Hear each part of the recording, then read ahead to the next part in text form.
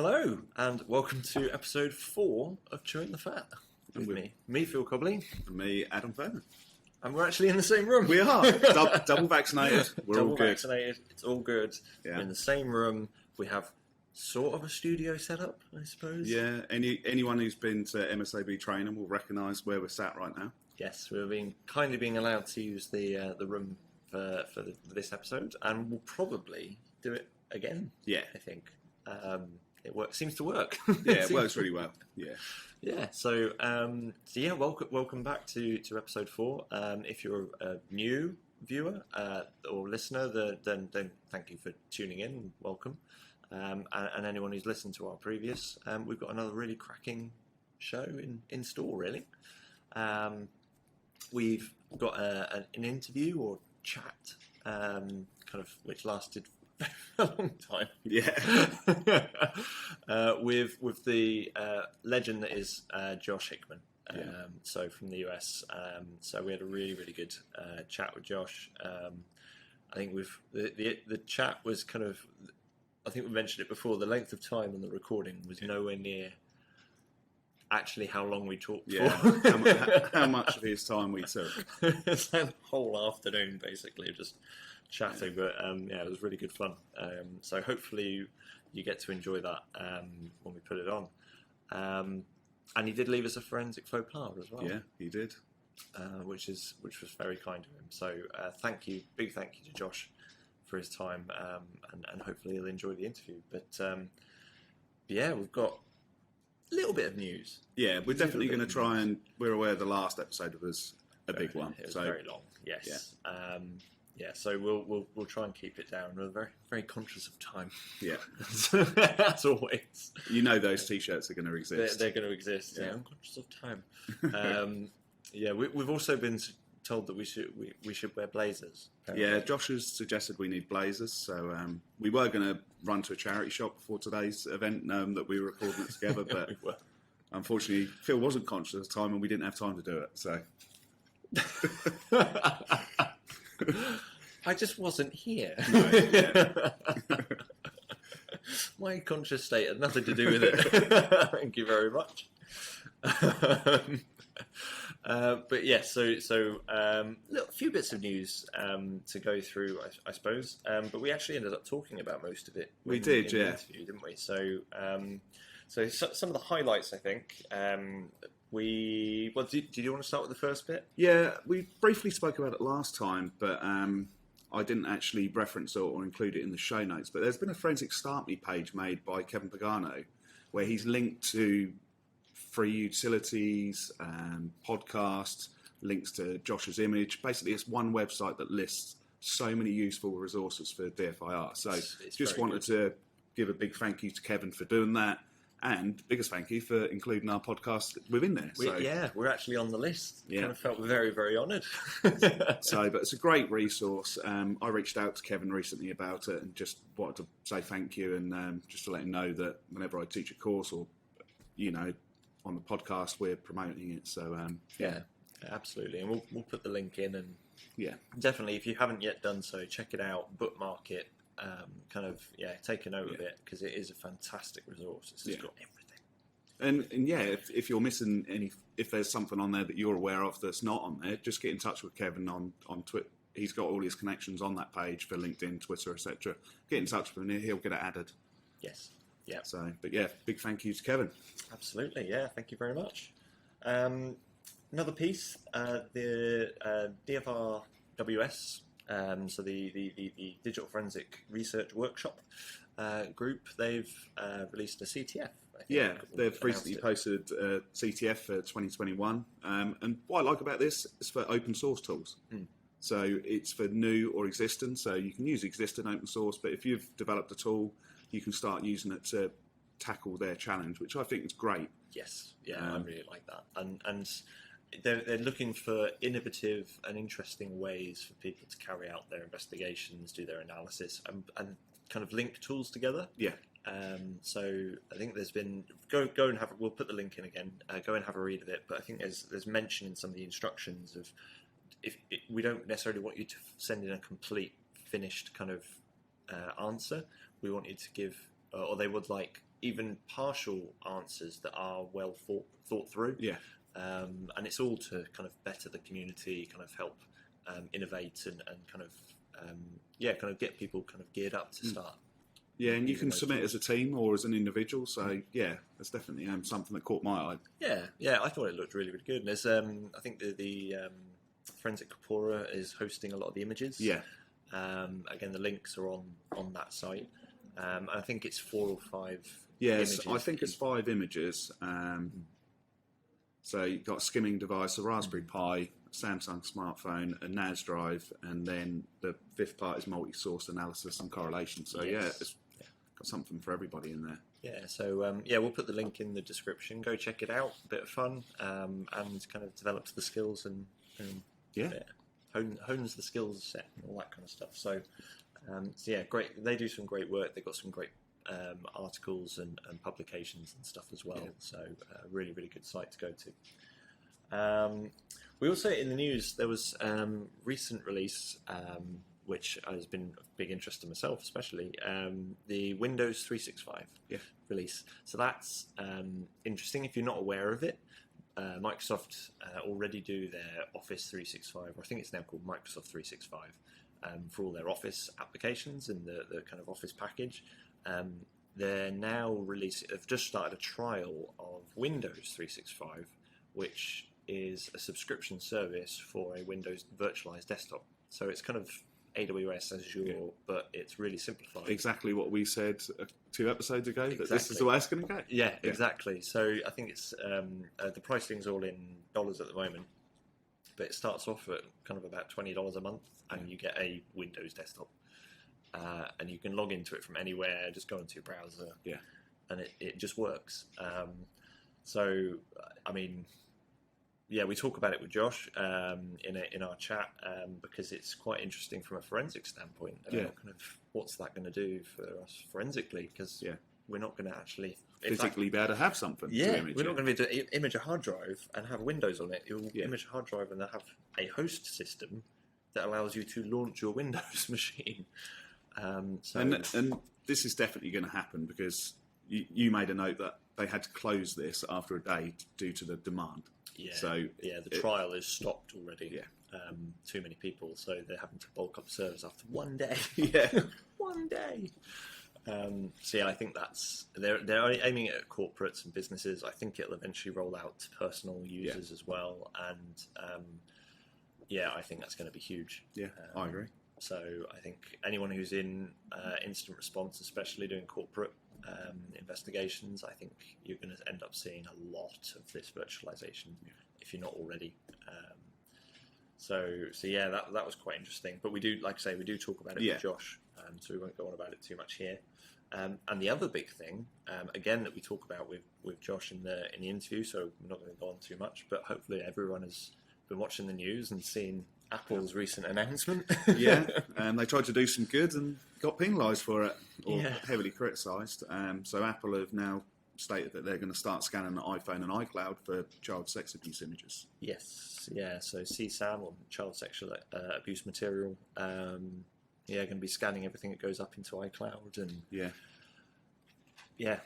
people are kind of having them from a privacy perspective and fears of kind of authoritarian regimes taking advantage of it, and people are saying, "Oh, it's an outrage that they're kind of going to be scanning our stuff," rather than looking at it from this is actually going to help protect vulnerable people and catch criminals. So, really, really difficult subject, I think. But we do talk about that in more detail later on. So that's all we were really going to cover on the news front. So I think we might as well go straight to the interview with Josh. Yeah. So see what you think. Here we go.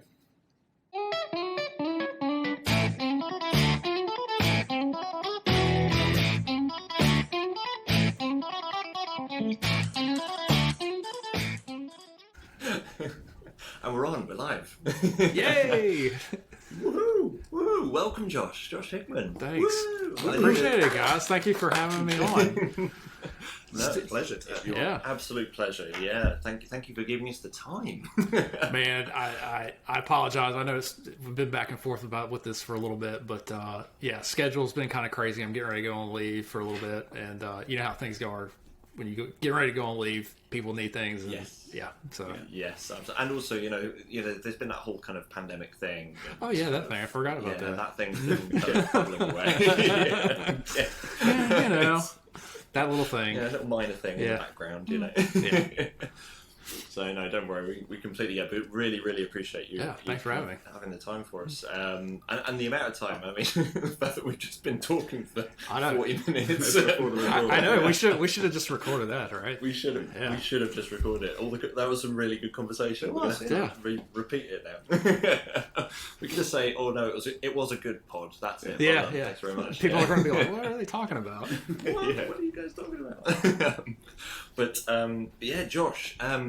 Given that we aim this podcast not just at kind of existing digital forensics persons, but also those kind of new, upcoming and aspiring digital forensics individuals, and you being, I think it's fair to say, quite a well-known name in the industry, very well-respected individual in the industry. And don't get all humble on us now. I just do my thing. I know. Just for those people who might not know you, would you mind kind of telling us a little bit about yourself and who you are and kind of how you got into digital forensics? Yeah. So Josh Hickman. I currently am a VP at Kroll, which is a cyber risk and incident response organization based here in the U.S. I've been here for about 2 years. My day-to-day is incident response for the most part. Prior to Kroll, I was a supervisor with the digital evidence section at the State Crime Lab here in North Carolina. And prior to that, I was in law enforcement for 16 years. I was working for the investigative arm of our state police, the State Bureau of Investigation here. And my career there wound down with our computer, basically our ICAC, or Internet Crimes Against Children task force. That agency was the head of that task force for the entire state. And so, dealing with a lot of child sexual exploitation material and exploitation of children via the internet. That was our mandate. That's what we did. So had a lot of experience dealing with that and all things with NCMEC, the National Center for Missing and Exploited Children.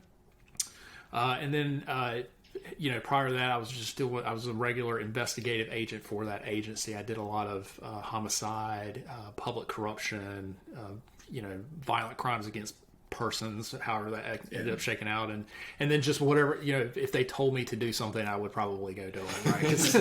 So anything and everything. Yeah, pretty much. If they tossed it my way, I would do it. But that's my background. But I've been a tinkerer of electronic things for. My parents will tell you I took electronic things apart when I was a kid, and to my dad's dismay, right? And I'm paying for it now because my kid does the same thing. So he's constantly taking stuff apart. But yeah, that's my background. I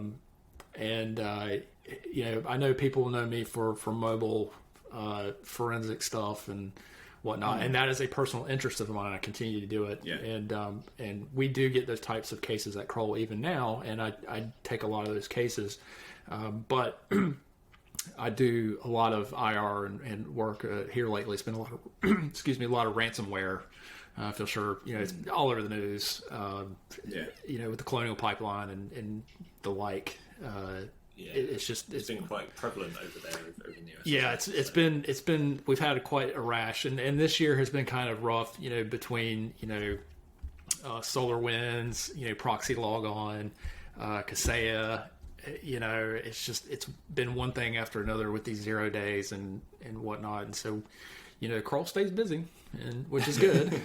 So good for business. Yeah, in terms of your personal time, right? And you hate it for the clients too, right? You hate to see in that position, and usually when we encounter folks, they're usually in a very chaotic and low point. They're trying to get back on their feet and get their business up and running. So are you finding that because these are increasing, you're getting a lot more customers who are coming to you before they're attacked? That's a good question. I don't have a whole lot of insight. We do have a proactive services group that handle like penetration testing and risk assessment and things of that nature. I'm not a part of that group, so I don't have any insight there, but I would venture a guess that we probably do. But I can't say for certain. Yeah.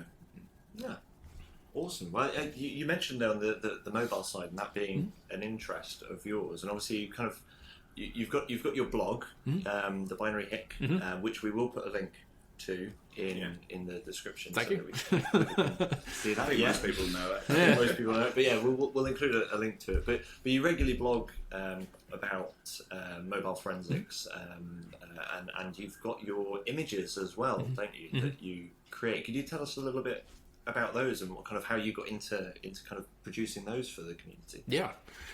So when I was at the State Crime Lab, the digital forensics unit had historically been a part of another unit somewhere within the crime lab. That particular function, and what happened is because they were seeing an increase in work and requests and stuff, they decided to break that unit out, and that's how I got to be there to begin with. So one of the things that we looked at when I first got there was, are our policies and procedures currently in line with 17025? I know that's a dirty word. We can talk about that in a minute. Is it in line with that? Is it in line with, current accepted practices, best practices? And so I spent a lot of time, SWIG-DE, NIST, those types of sites. And I also spent a lot of time on the blogs, because there's like a ton of material out there. And so, and it would give me ideas. And what I was finding is between those sources, we were able to, not that the policies were in bad shape to begin with, but just kind of, put some polish on it and make it a little bit better, right? And because you're always looking to improve. Yeah. And what ended up happening, I was like, man, we're getting a lot out of these blogs, and we should probably contribute back somehow because we're getting a lot from it. And so one of the things that we looked at is, okay, how can we contribute? Devin Ackerman, all right, you guys, he works for Kroll. I work for him now. He, on his website about DFIR, he had it was like a research needs page on his site. And one of the things was like, hey, we need an Android 7 image with documentation. And I was like, that seems pretty simple enough, So he paired me up with Jessica Hyde, formerly of Magnet, or with Magnet, depending on who you ask. And, she kind of guided me through that process about, documentation. And we had a method of documentation at the lab. And so we just kind of used that as a template. And really the template is still in use, even with the latest ones. And we'll be using it again later in the fall, hopefully. That, how we document things. And, it was just me walking around with the phone and a notepad and a pen, writing down literally everything that I was doing. And that has evolved over the past couple of years based on what we know these devices are tracking. So what we ended up doing was like, all right, I can do this. And we did it and pushed it out. And, he had one, he's like, hey, we need 8. I was like, hey, we can do that one too. My wife had just gone over from Android to iOS, and we had this Nexus 5X laying around. I was like, perfect. So I reloaded Android 8 on this phone and did it again. And Jessica was like, you need to pick a place where you want to put these images. And so she put me in touch with Simpson Garfinkel over at Digital Corpora. And that's how we ended up putting those there. And people were downloading. I'm like, okay, well, we can do 9. I had a Pixel 3, which I'm still using. And we're like, okay, we can do this one too. So we put together the Oreo image and did the same thing as before. And the documentation has seemed to have gotten longer the longer I've been doing this, which is fine. I certainly don't mind it, but it takes usually a few weeks to get everything together. And then, maybe another couple of weeks to get the documentation together, basically transcribing it from my notepad to a Word document and then getting it up and out. And then during the the lockdown here last spring, I was looking around. I was like, you know what? There's not an iOS image hanging around anywhere. So some people had marked it on Devin's page as in progress, but had been at that status for quite some time. I was like, you know what? My wife just migrated to an iPhone 11 from her SE, so I'm just going to do it. So I restored it. Basically, same thing as the Android images, and put that up. And now we're Android 11. One of the things that I did with iOS 14 was have the accompanying macOS image, and I did that on purpose because I was seeing a lot of questions in the DFIR Discord channel about, the person did this on the Mac, how does that affect the synced iOS device and vice versa? Mm-hmm. I was like, all right, that would be cool to kind of have that readily available so you can see, what happens on each device when certain actions are taken. And so that was just a matter of me setting up a virtual machine of a Mac and then just imaging the virtual. I didn't want to give the VMDK out for obvious reasons, but I did I just created an image of it and put that out as well. And iOS is a little bit more tricky, or there's more data with iOS because of all the great research that has gone on. Everything that Sarah Edwards has done, Mattia Epifani, and I forgot his name, Cheeky Monkey. I can't. Yeah, he's done a lot of great work with it. Ian Whiffen has done some outstanding. The community has just done a lot of great work with iOS. So stuff like sysdiagnose logs. I put the iTunes encrypted backup in there because I know Alexis Brignoni, when he's doing iLeap, likes to tool it for images plus the backups. And so I usually poll people that I know are doing, especially that are making the open source tools, to see if there's anything in particular that would like to see in images that are coming up. So, a lot of feedback comes from people that are writing the tools, and I'm also looking at app reviews, the news, what apps are currently hot. Questions about things I see in the DFIR Discord channel, things that come up on the IASIS listserv. So I'm constantly making mental notes about things, and and plus my own experiences about what should we put in this image that would be beneficial that would help answer questions that we currently don't have answered, that we don't understand. Yeah. And so, like I said, it started out as trying to contribute back, and it just kind of ballooned into this whole thing, which I'm completely fine with, right? Because it benefits me as well, and then I've got a test set, or a set of test data that I can get to, that I can research when I get around to it when I have time. But it also benefits everybody else for that exact same reason. And I know I see hits on the blog from educational institutions. I do see MSAB pop up in that URL list occasionally. Yeah. So which is fine. If people are using it to make their tools better, that is outstanding. And that was one of the intentions that I had, was let's put this out here, and then everybody can use it however they see fit. Yeah, I think I started with your image. I was running a webinar series about how to use Examine, and I thought, what's more transparent than using an image that's out there for everybody? Right. So I'm not just using one that I've created that's going to show off all the best about Examine. Right. And it's typically, hey, go away, you can grab this image and validate what I'm telling you. Right. And so that's when, and I think I reached out to you last year and told you that I was using it for the webinar. Yeah. I probably need to put a disclaimer on the page. I've usually put a little blurb on, hey, it's free to use for anything. But I certainly understand, at least with the business organizations, the question about, is it cool if we use this? I'm completely fine with it. I think your little disclaimer is just literally, please just reference back to it. And quite frankly, I don't even care if that happens. The way I view it is that if vendors and open source tool people are using these things to make their tools better, that benefits me and it benefits everybody else. And I think if that is happening, I am happy.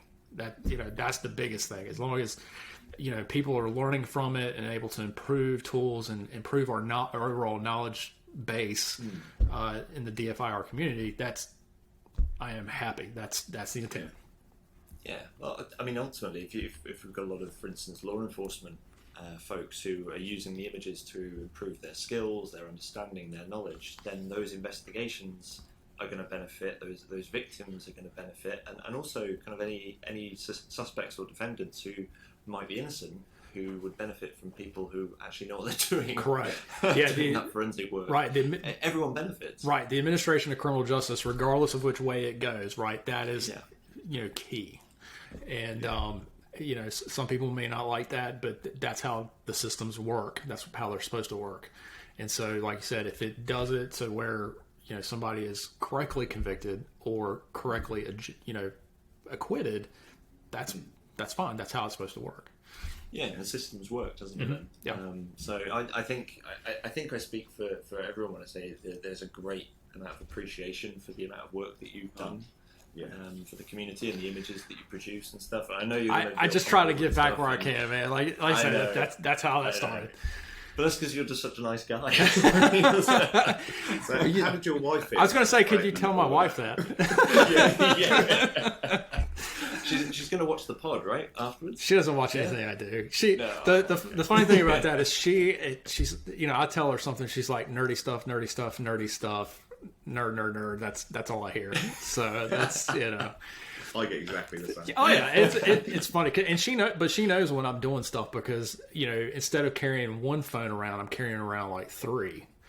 And like here, the past few days, I've been carrying around my personal phone, my work phone, and then 2 Android phones for an article that I'm getting ready to push out hopefully before too long. There's been Alexis and I have been doing some coordination on this particular subject matter. So nice. So it'll be, hopefully he'll have it's an Android based article, so hopefully A-Leap will be tooled, but that's kind of how he and I operate. Like I'll pass him some research and some test data, and he'll get it up and tooled, and then that way when I publish the article, he's ready. A-Leap is already ready to roll. And I know he does the same thing with Kevin Pagano, because Kevin's doing like a ton of work right now that's really good. Both for Android and iOS. So so this article will be interesting for sure. There's a lot going on. So are you seeing many mobile devices in the corporate world? Obviously they're managed through MDM sort of solutions, but are you getting any of those sort of exhibits to examine? Yes, although I will say that and again, I'm not at the top level, so I don't see everything that comes into the practice, but it feels like we're getting more, and I think that's because corporate and their general counsel understand that especially now with a lot of people working remotely, that phones can be a critical piece of evidence for whatever matter it is. So it feels like we're getting more mobile cases than when I first started. And now that could have been just them kind of throttling the work coming my way, which is fine because I got plenty. But it does definitely feel that. And like I said, I think the corporate world is starting to realize what law enforcement has known for quite some time, that a lot of times a mobile device is the person's lone computer. And I know plenty of people that don't have a laptop or desktop unit. They have an iPad or an iPhone or a Samsung tablet or Android phone. Like, and I'll tell you personally, if it wasn't for the research component, I would not have my Mac sitting here. I would be iPad and iPhone. That's all I need. Yeah, and well, we were talking just before we went on air, weren't we, about the Windows 365 and kind of this virtualization of desktops and kind of having your kind of your desktop as a service as opposed to physically kind of attached to your machine and kind of installed in your machine. And you mentioned kind of people just using iPads and phones, and actually it makes it possible with that kind of virtualization for people to not to ditch the laptops, to that ditch is absolutely the correct. computers. And one of the things that we were kind of discussing as well, which I think is a very interesting piece, is what that actually means for forensics and forensic practitioners for investigations. Like, you no longer go in and seize the laptop and dump it, or seize the computer and image the hard drives. It's all up there. And, right, and it's it will be interesting to see how that shakes out from, like you said, from a forensic component, right? Because we're not going to, like you said, we don't have the physical thing anymore.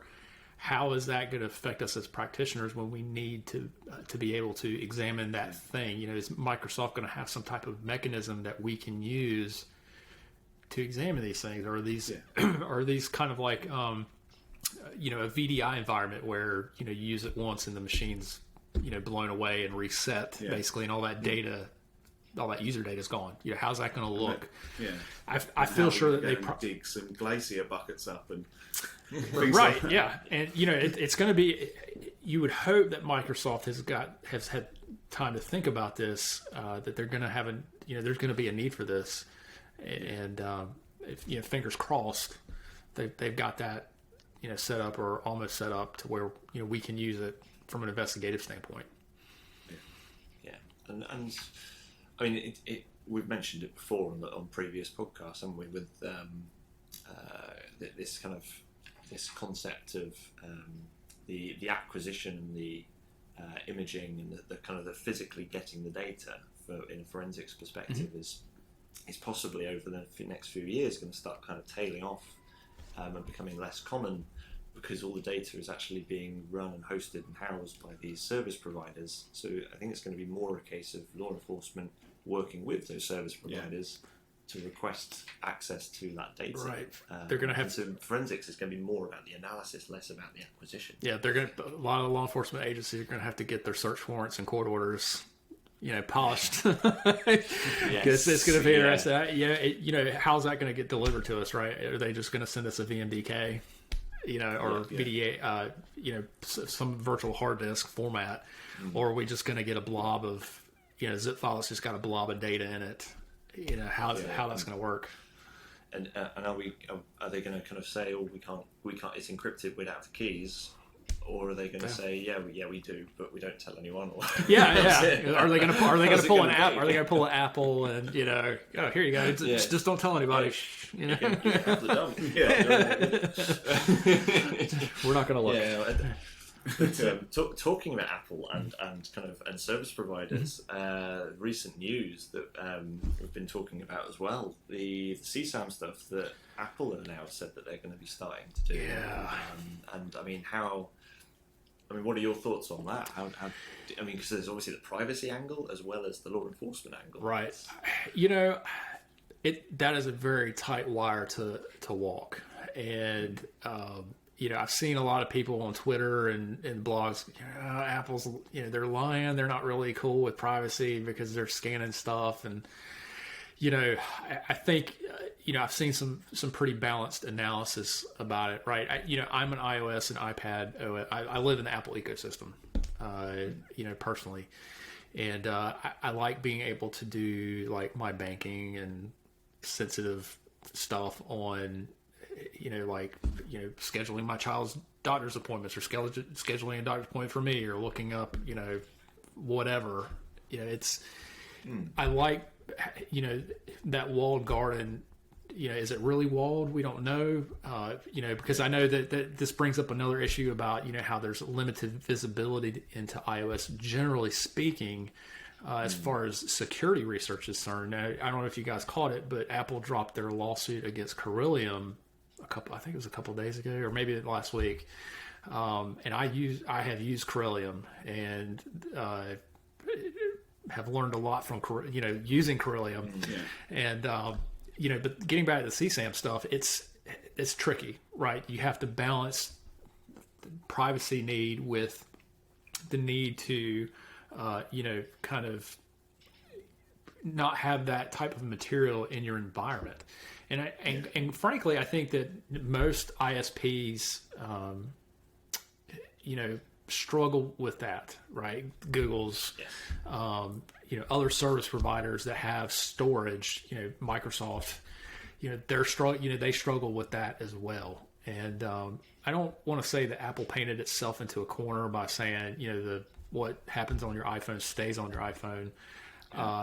But they may have from a marketing perspective at this point. But I think that, if you look at the mechanics behind what they're doing, some of the cryptology I don't understand, but I can understand the method. it seems like that there was a lot of thought put into it. Some people will disagree with that opinion, but it seems like there was a lot of thought put into it, and they also have to take in consideration the people that they're going to have that eventually have to review this material. The three of us have looked at that material. It's not light material. It is heavy material. Even one having to look at it, it can burn your soul. It can be that bad without even realizing. And you can sit there and it will take a toll. My wife was a former federal prosecutor here in North Carolina, and she did a lot of those cases as well from a federal thing. And she'll tell you, she's like, I don't even want to look at it. I'm going to rely on law enforcement to describe it for me. And a lot of attorneys that I encountered in my law enforcement career had that same mentality. A few would look at it, but most of them are like, no. And defense attorneys, they would say the same thing. We don't look at it. So Apple, has got this infrastructure they set up to where they've got people evaluating this material before they push it out. But there's a lot that comes along with it. But I think they've tried the best that they can with what they've got to balance privacy and a larger societal need. Well, an equally large societal need to kind of rid the platform of that material. It'll be interesting to see. I know a lot of people are crying, hey, if they can do this, they can do other things for, these other, these regimes and these other countries that, are less democratic or not democratic. So it'll be interesting to see how this shakes out. It's like anything else new. When you change something, people hate change. So, but those of us that have done this work and understand the gravity of the situation and how prevalent it is, certainly, I think applaud Apple for doing it. But it's like you said, Phil, the privacy thing is always in the back of your mind. And and there was a really good quote. I'll see if I can read it out here. There was the BBC article actually kind of talking about Apple's announcement, and they've quoted a security researcher called Matthew Green from Johns Hopkins University, and the quote is that he said, "Regardless of what Apple's long-term plans are, they've sent a very clear signal. In their very influential opinion, it is safe to build systems that scan users' phones for prohibited content. Whether they turn out to be right or wrong on that point hardly matters. This will break the dam. Governments will demand it from everyone." Yeah, and they fought this battle before, right, with San Bernardino, years ago, when they were approached by the federal government here to, and I won't get into the mechanics of that, but to do, the federal government asked them to do what they could do to get into the iPhone 5C. And if you notice, things have gotten, exponentially harder to get into now since that time. I don't find that to be a coincidence. And you want your users to trust you.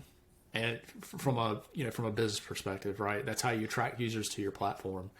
But if you think about it, they're scanning stuff on the device, but other service providers have been scanning stuff as well. If you think about it, like Microsoft scans their infrastructure. If I upload a photo to OneDrive, it's getting scanned. Yeah. Google's doing the same thing. If I transmit a bad attachment in Gmail, they're scanning it. And so it's been going on for some time. I just don't think that, and it could be the general public understands that. Maybe they don't. I don't know. But I think probably not. I think more than anything, I think there's a lack of, not for anyone's fault, but I think there's a lack of appreciation of, like you were saying a minute ago, just how widespread and prevalent some of this stuff is. Yeah. And how often it gets uploaded to those platforms. My first little bit of time in our computer crimes unit was doing nothing but cyber tips. I was myself, and we had an intelligence analyst that was assigned to the tips. She and I worked in conjunction, handling every cyber tip that came into North Carolina. And, you're talking thousands a year. And so there would be days where I would come into the office and we got like 250 new cyber tips And, now from my understanding, I still keep in touch with a lot of the folks from that unit, and the numbers have just increased exponentially since I've left. And, all of that. And that's because the service providers, there's a statutory responsibility through the Adam Walsh Act here that they make sure that their platforms are clear of this stuff. And if they detect it, then they have an obligation to report it to NCMEC. I don't know if you guys have something similar there in the UK or some type of regulation, but that's how it operates here, is that there is a legal obligation to report it. And so that's what they're doing. Google does it, Snapchat does it, all of these service providers, think about all the apps on your phone, they're doing it. You may not realize that they're doing it, but they're doing it. Yeah, because WhatsApp came out just a few days ago, and I've noticed when I've listened to podcasts in my car that WhatsApp are preceding every podcast with their advertisements, saying pretty much how bad Apple is. Right. Oh, yeah. But, they're not scanning your data, but we know that. They totally are. I mean, and the other thing is, too, is when, and the reason this comes to mind is because of some research I'm working on right now, but, you agree to their terms of service, right? And so part of that terms of service, a lot of people, it's scrolling and scrolling or pages and pages of stuff. You're agreeing. I do the same thing. Tick the box. Yeah. Please just let me into this phone. People are agreeing to it. And if you have a problem with it, then just don't get on the platform, or don't do whatever this objectionable behavior is that you want to do. Just stay off the platform. Go use an Android phone. A lot of people will probably do that. But all of the service providers, even if Google is not scanning an Android device, if you're signed into Google, a lot of your stuff is getting pushed up to Google. They're scanning it there. Yeah. And I don't think people fully comprehend that that's been going on for a while now.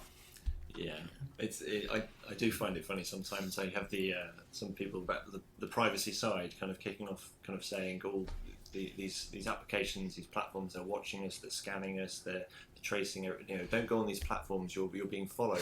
And they'll push this stuff out on like Facebook. Yeah, or something like that. Way to keep that secret, right? If you're on the wrong platform if you're concerned with privacy. Honestly,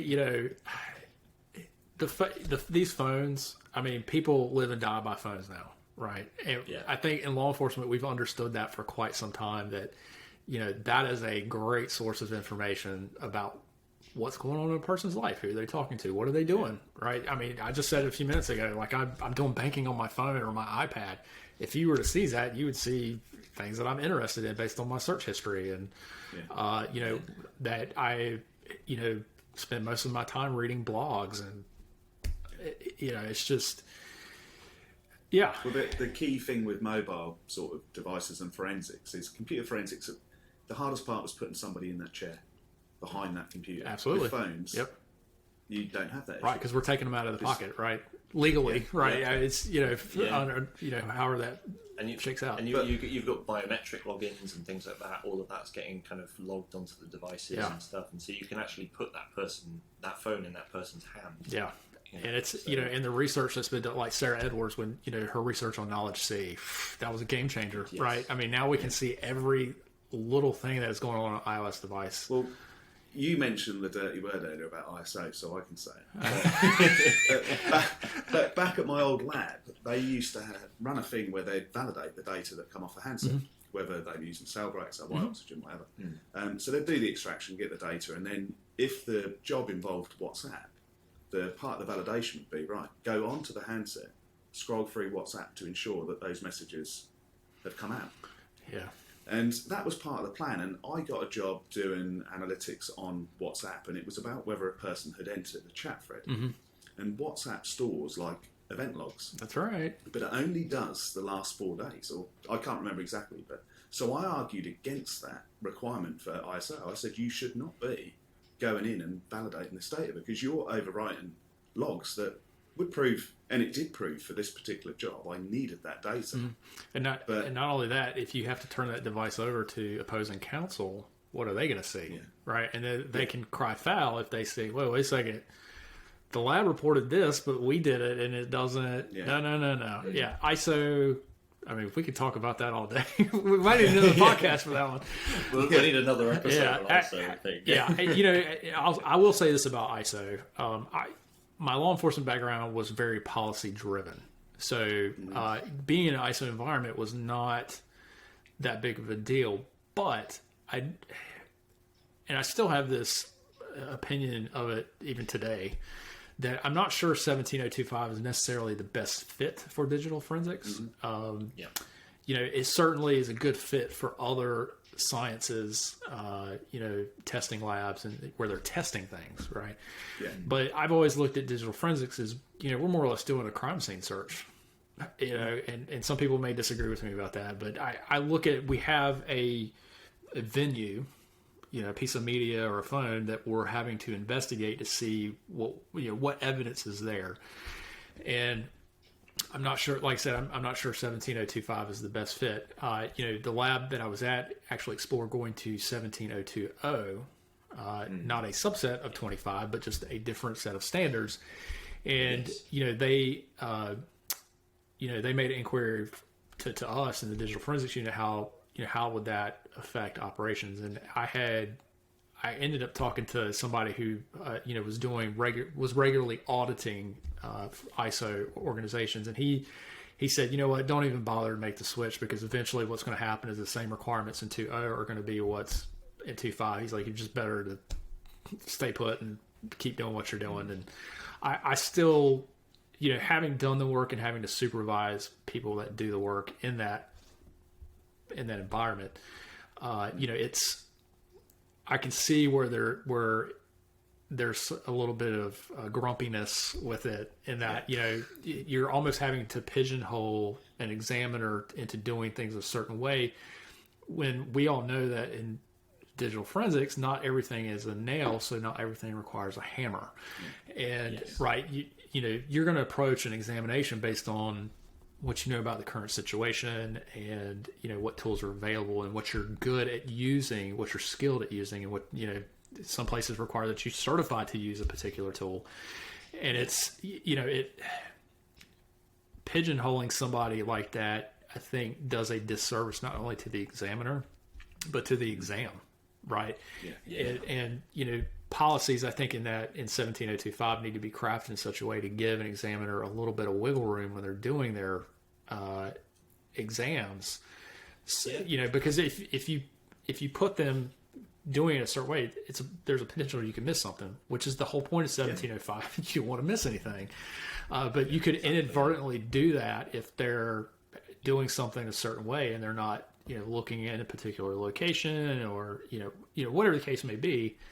And that's one of the things that I, in my short stint at the lab, was trying to encourage the guys. Like, we can kind of do these over, fairly general policies about how we approach exams, but it's up to you, the examiner, based on your skills and knowledge and the collective knowledge of the group, about how you to make those judgments. Right, how you approach. Right, exactly. You want them to exercise judgment. You want them to use their intuition about, okay, I see this artifact, where I need to go over here now and look for this other artifact. And you want them to follow those to the logical conclusion, not just stop. If you've got a lead, follow it, right?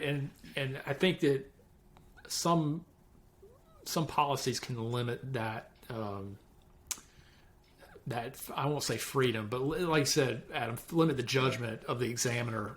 And you're exactly spot on. I went out to a customer site, was showing them how to use a new feature, and they were like, I don't do it like that. And I sort of asked a question, because it was a fairly young examiner, but why do you do it that way?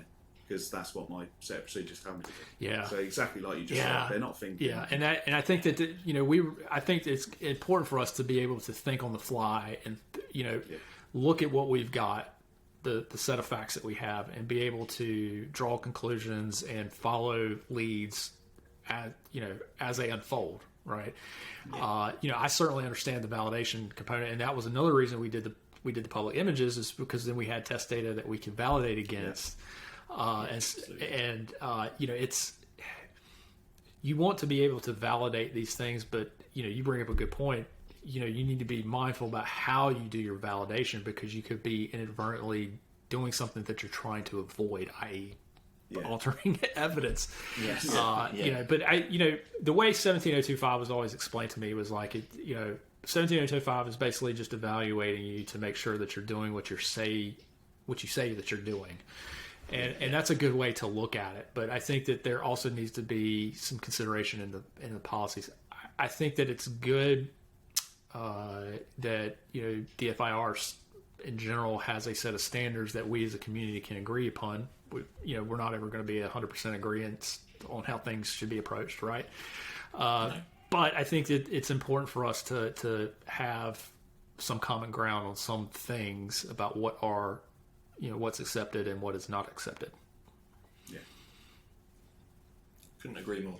Couldn't agree more. We could, like you say, we could go on. Yeah, it's a whole nother podcast. Right? Yeah, absolutely. We could go on for a very long time, and maybe we will. Maybe we'll have an ISO dedicated podcast because what you're saying about the O2O and all that really it is interesting. So we'll once again kind of park that. I think that's fine. I will come back and we can talk about it all day. that would be great. I think that'd be great. That would make for a really interesting show. I think. So yes, please, that'd be brilliant.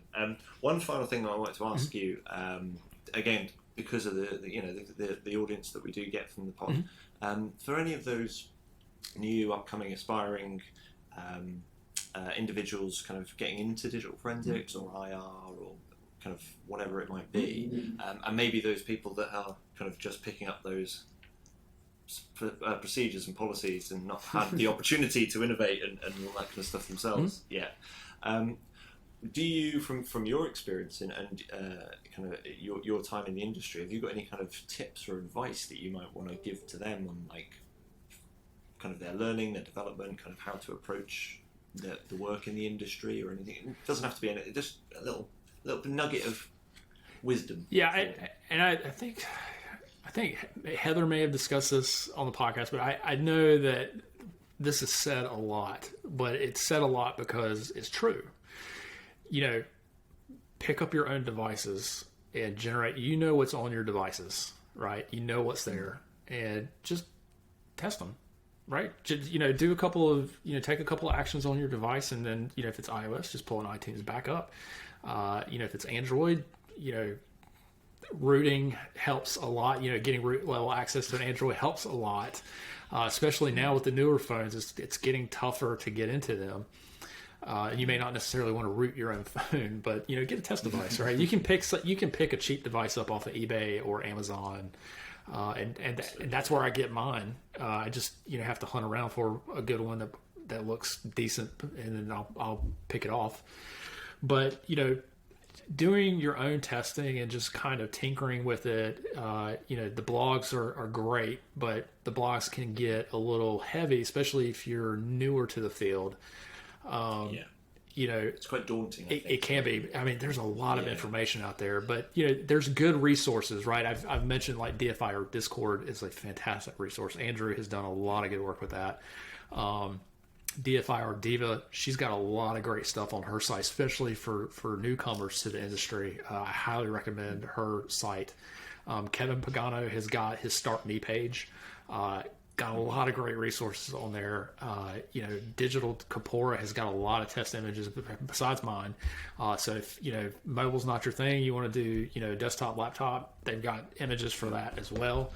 And generate your own test data. I think this was brought up during the SANS summit when the group did their mobile validation stuff. They were talking about generating test data, and I think it's important that to generate test data is super easy. You just grab a phone, a pen, and a pad, and you just start writing down everything that you're doing, and then grab an image or grab the data and see how it looks.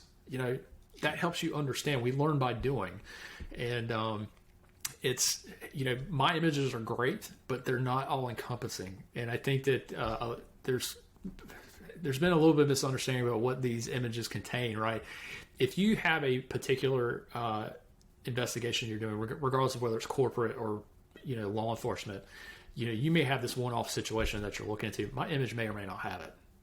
The best way to approach that is to generate your own test data and then look at it. And I'm a big proponent. That's how I do it.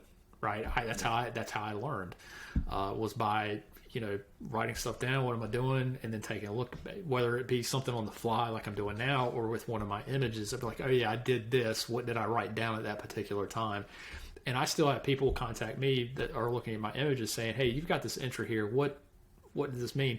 I still have my notepads all the way back to the Android 7 image. So even if it's not on the documentation, if I didn't, I can look contextually and see what was going on. I can probably tell you what was happening. So I think that it's important to learn as you go, but also lean on others. The body of knowledge is like you said, Phil, it's daunting. It's hard to know where. I did exactly what you're talking about for that WhatsApp job. Is carried out a test, populated the test data, so I could then stand and give evidence. That's correct. With 100% authority that this is what happens. Because they probably, if you had gone to court, or if you did, they're probably going to ask you, well, how do you know this? What better way to answer that question is because I did it. Yeah, right. Exactly. Then you're talking to the person that's the source of the data, and that goes a long way with juries. So there's a lot to be said about generating your own test data. Everybody says it, and people may kind of brush it off, but it's true, and that's why we say it as much as we do, is because it's important. So the resources are available, the community's available. Twitter tends to be a great spot for DFIR stuff. Got this. Kicking and screaming, but I got on. I will say this about Twitter: when the Kaseya stuff started kicking off, what was it, last month? I keep an iPad below my monitors that I use at work, and my Twitter just started lighting up like a Christmas tree. I'm like, what is going on? And I look and everybody's talking about Kaseya, and I'm like, what in the world? And then that whole thing unfolded. But a lot of people will push, if you think about Twitter, it's a micro-blogging site at the end of the day. And so people are going to push out these like quick tidbits of information. I do it, about stuff that they find, and they put the DFIR hashtag behind it. Great source of information. You need to vet it, obviously, but still can be a really good source of information about, whatever DFIR thing you may be looking, whether it be mobile, desktop, IR, malware. I learned a lot of stuff about ransomware from Twitter. People will post links to their articles, and then I go read them. And that's where I did a lot of learning with ransomware. And even to this day, Google is my best friend. Yeah. So, absolutely. Yeah. Couldn't agree more. So that great advice there. Basically, be curious, be nosy. Absolutely. Generate data and see what's happening. Yeah. Being nosy. This is one of those situations where being nosy is not a bad thing. Yes. Yes. To be, I think, successful in digital forensics, you have to be overly curious. I think so. You have to want to find out. You have to always push why. Yeah, I could not agree more. Like a really annoying child. Like, why? But why? But why? Correct. Right. Which I get daily. Yes. Same here. Awesome. Josh, just looking at the time, we are cracking on, and we've still got more to ask of you in a bit. So, but for what you've kind of just, thank you so much for being with us. It's been a pleasure. Thank you for having me. Talking to us. No, it has been our pleasure, honestly, and we would genuinely love to have you back to talk about ISO or whatever else comes to mind. Yeah. ISO is a great subject. I know it tends to be a sore subject with DFIR, especially because I think you guys are mandated in there in the UK. Yes, it has not gotten to that point yet here, but a lot of organizations are either seeking certification because other places have it. The courts are starting to expect it. Either these places are getting it or they're closing shop. So it's I don't think it's as prevalent as it is with you guys over there, but I think it's coming here more slowly.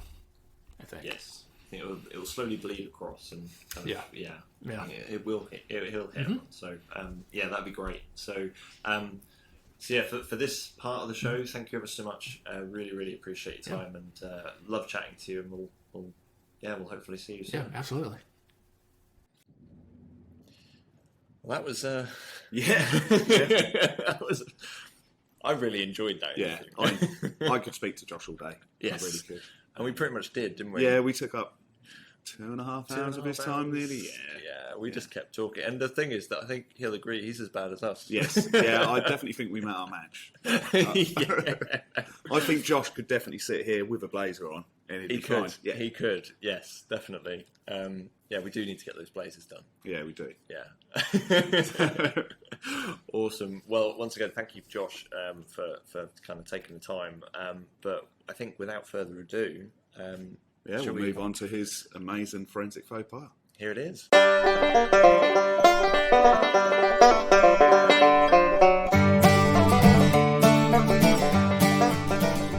Okay, forensic faux pas time.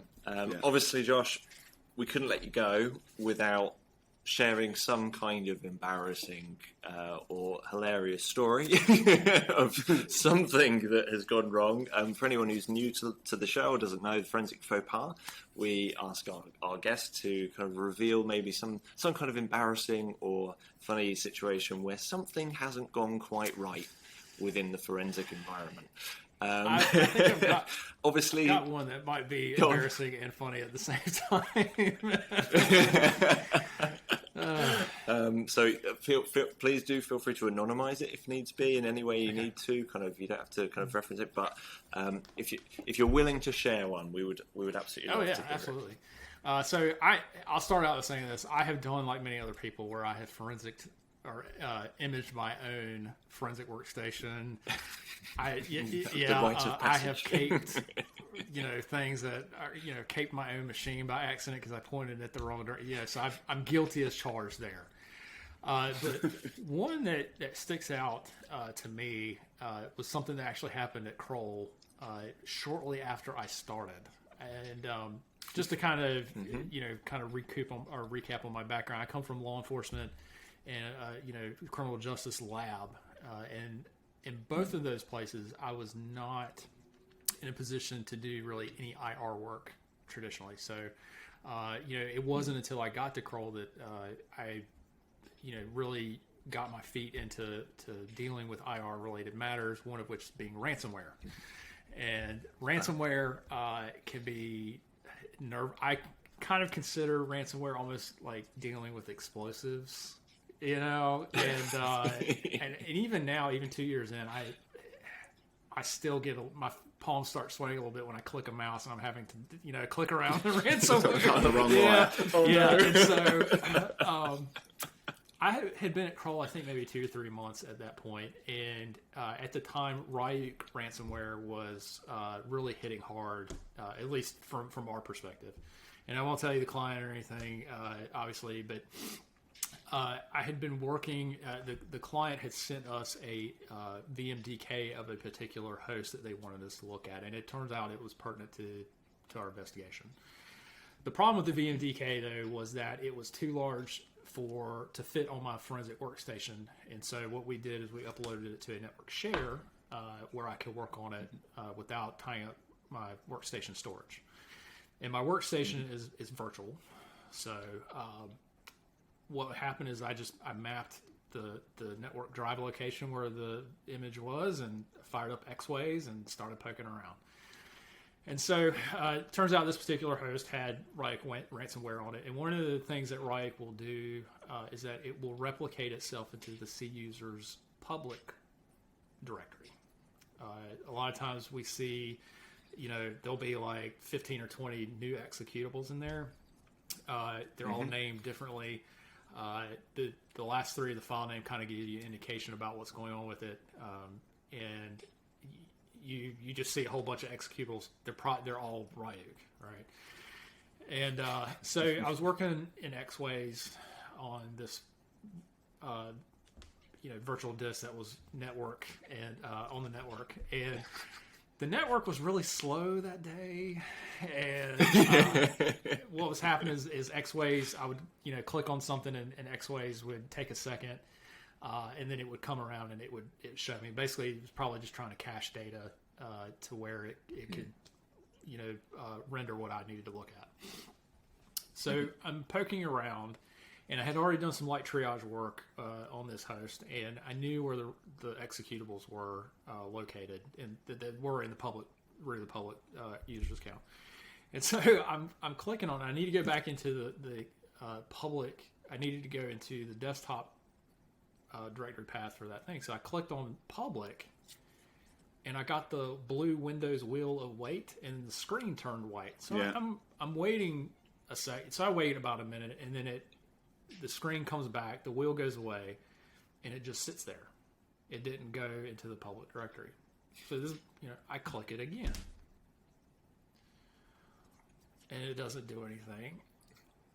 And then it pops, and then the problem is my cursor, when it went into the root of the thing, my cursor was right over one of the right ransomware executables, and it highlighted it. And in X-Ways, if you double click on something, and it'll probably open. And so it sat there for a second, and it highlighted the right. So it registered a click there, and I'm like, yikes! And I immediately shut my. I'm looking, like, I immediately pull up Task Manager, and I don't see anything, like, there's not a sudden spike in activity, and I don't see any weird process, and I'm sweating bullets at this point. I'm like dying. So I immediately shut down my VM. And I call my boss, and I'm like, dude, and I had just left government work, right? So I'm immediately thinking, I just host our entire environments. And because one of the things Riot will do is it will actually spread across the network over, if there's something attached, whether it be physically or network attached, it's going out there, and it's gonna hose the whole thing. And I called him, and I was like, dude, and I told him what happened, and he just started chuckling. And I'm like, okay. And I'm like that meme from The Simpsons where that kid's sitting on the bus and he's like, I'm in danger. That's what I'm thinking, right? And I just got here and I'm getting ready to leave. And he's like, dude, that happens. That's happened to everybody. And so we have a lab in Kroll that kind of administers our stuff. And so I emailed them and I CC'd him and my next level supervisor. I was like, here's what happened, and I shut it off, but I don't know if anything else happened. And we do have EDR technology in place that monitors our stuff, and they were like, well, we haven't gotten any dings from the EDR, but we'll take a look. So they just look into my VM. They actually don't start it, and I told them exactly what had happened. He's like, we're not really seeing anything, but we're going to have to blow away your virtual machine and rebuild you a new one. And the problem was I had a couple of active engagements running at that particular point. And so I did, fortunately, we're really good about keeping stuff in shared locations, and things are very well siloed. Like my VM is separated from other stuff where I would document parts of my investigation. And so that part was still intact. But my VM and all that triage and forensic work and all my tools and stuff is like gone. And so, and they didn't tell me this at first, and I found this out after the fact. But, and of course, this was after I got made fun of for like several weeks after the fact, right? You ransomed yourself, way to go, But they had implemented a restriction that nothing could execute from the network, but nobody told me that. And they just, exactly. And I was like, either they told us that during onboarding, or I just didn't, I just wasn't paying attention, or they didn't tell us one of the two. So. But yeah, I can't express to you how much I was sweating for like the rest of the day. And then I'm getting pinged in our messaging application. Hey, I heard you had a little accident over there, man. Way to come to Kroll and screw it up, right? And that's just how Kroll's a great place to work, and we get along, and we can joke with each other, and that was what that was. But even now, dealing with ransomware, it's like I said, I still get nervous dealing with it, especially when it comes to the analysis part, because we do have some methods that we use to do malware analysis, and it's always in the back of my mind about ransoming myself, obviously, but kicking off Emotet or TrickBot or QuackBot or Iced ID or some other banking Trojan on my VM. Fortunately, we do have mechanisms in place that will detect and prevent that. But you don't want to be that guy. or girl, right? You don't want to be that person that does that because you're going to get made fun of. You know, and it's one of those things that will never go away. Whether I retire from Kroll in 20 years or I leave for another job or however my departure happens, that will be brought up at some point. Like, hey, yeah, and my understanding, somebody else has done that too before me. But I don't know who that person is, and I will never pass judgment because I've done it. And if somebody came to me tomorrow and said that they did it, I would have the same reaction. I would chuckle a little bit and just say, "It happens, man." I've gotten a lot more white hair in my beard since I've gotten here. That's probably me just worrying when I'm dealing with malware, especially when you don't know, you don't have any indication about what that malware may be, right? You don't know what's going to happen. Ransomware is just naturally a nasty thing to have to deal with, and it's much. But yeah, that was my whoopsie. Was that? Nice. It was just very nerve wracking, and I can look back on it now and laugh about it. But yeah, I was dying that day. It was just. Oof. Oh, I would not have put you down as someone who'd ransomed himself. Yeah, but, I have done that. Bless you. Thank you for sharing that. And admitting. I would like to think that it happens more often than people will admit to, but I will be the first. I imagine it does. I will admit that I have, whether or not they found anything or not. Guilty. Josh, thank you ever so much. Absolute star, absolute legend. It's been a pleasure having you with us today. And yeah, like I said before, we'll definitely want to have you back on the show. Thank you for having me. I've had fun with this one. It's been great, and the recording time doesn't reflect exactly how long we've been doing it for, does it? No, it does not. It does not at all. No, it really doesn't. You guys should start doing outtakes and bloopers. That would be great. Yeah, we were talking about that earlier, actually. Yeah, we should do. But thank you ever so much, mate. And we'll catch you soon. And you take care. Thanks. Yeah, thanks, Josh. Well, that was pretty good faux pas. See, even the Josh Hickman, even the mighty Josh Hickman, ransomwared himself.